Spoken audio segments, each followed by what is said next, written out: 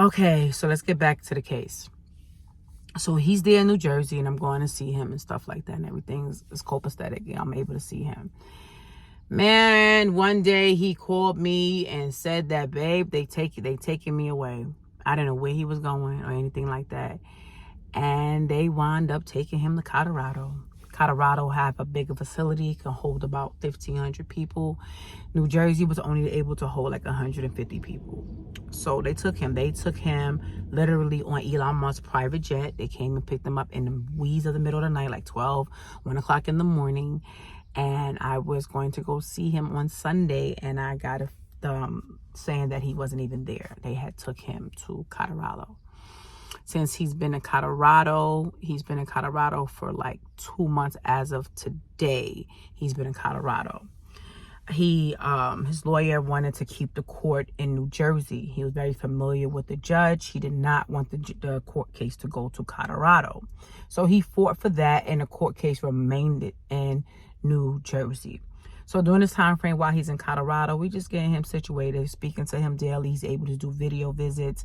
I'm able to see him, send him pictures and stuff like that, commissary or whatever. I asked him how the Colorado facility was. He said it was way better than New Jersey, but the only big thing is he's not able to see me, so he didn't really like it. He was able to get the court date to stay in New Jersey, and that was fine. I thought that I had to go to Colorado for the court date, but the lawyer said the court is going to be in New Jersey and that he will be seen via Zoom. So basically, we were just playing the wait game until then. During that time frame, I forgot to mention that his case was also featured in the news. It was 2 people case featured in the news that both that was green card holders and came here at such a young age who had a minor offense. So his case is in the New York Times, and I will provide that information.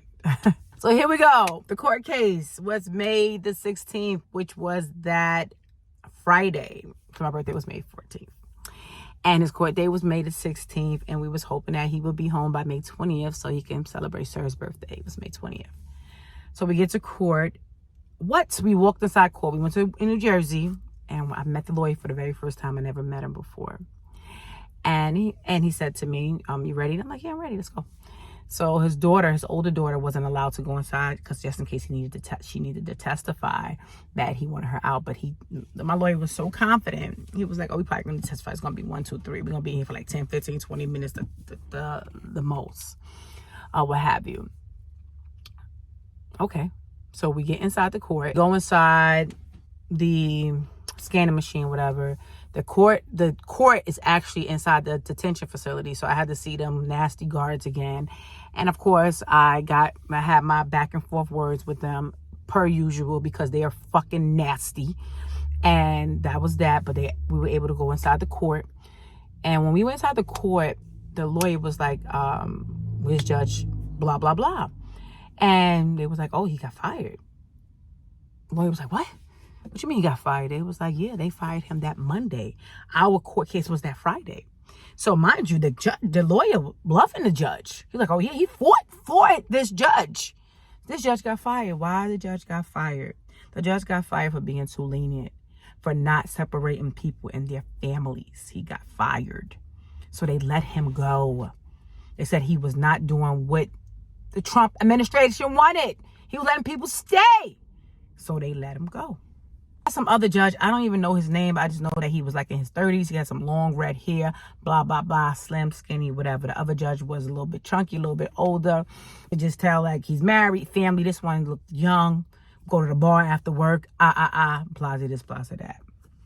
So we get inside the court on May the 16th, and we were sitting there for quite some time. I was there with his mom, and I was there with his oldest daughter, and it was the lawyer. And we were waiting for him to come in, and then you saw the prosecutor as well. So crazy enough, we're in court, and the prosecutor job is to make sure that he sends him away.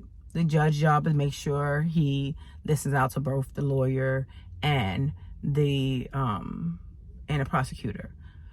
So what happened at court, the prosecutor job was to make sure that he get deported.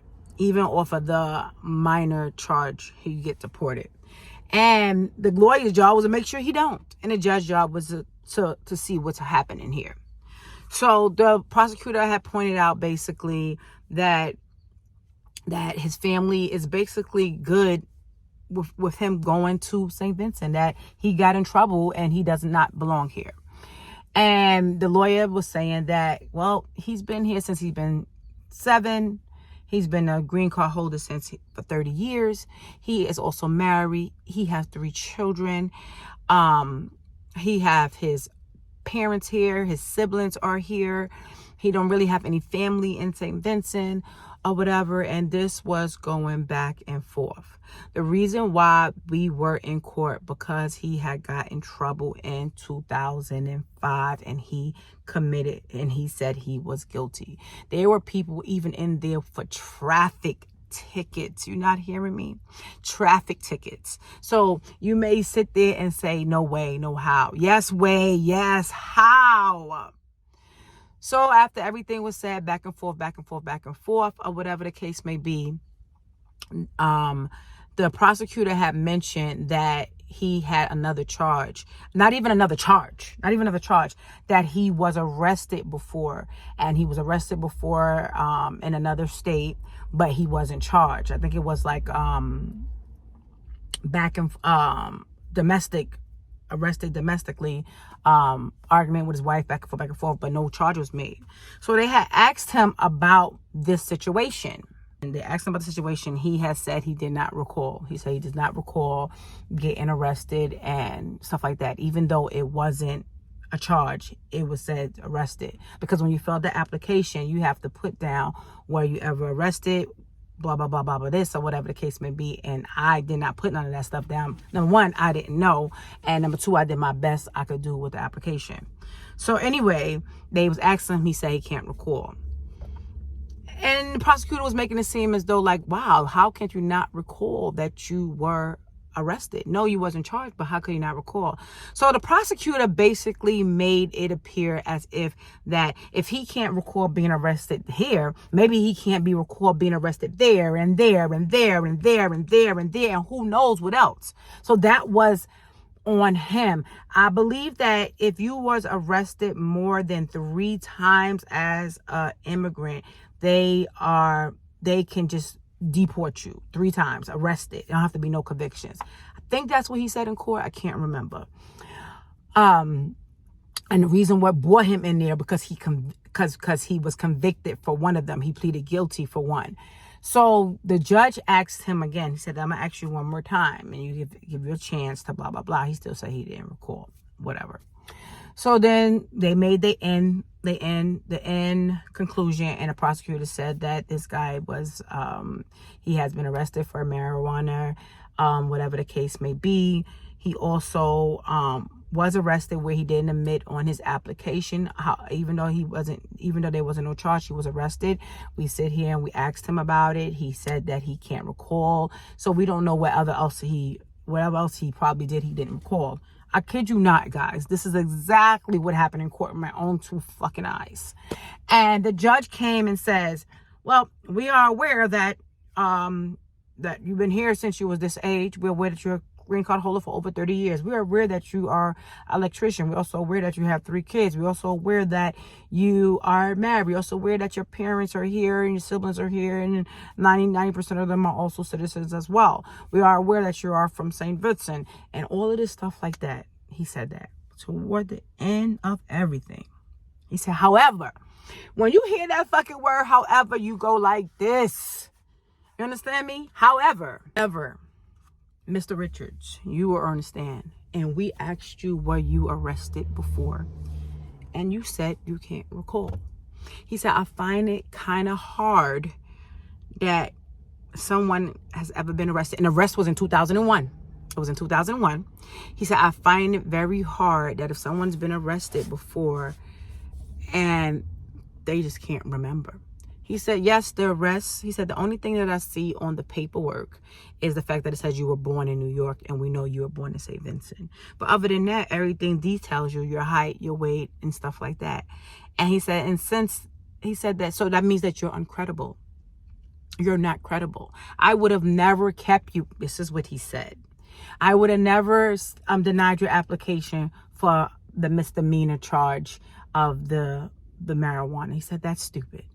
He said, but you're sitting here in front of us inside court and saying that you can't recall ever being arrested. I find that very hard. And for that, I cannot approve your cancellation or removal. Slap with the banner. Boom.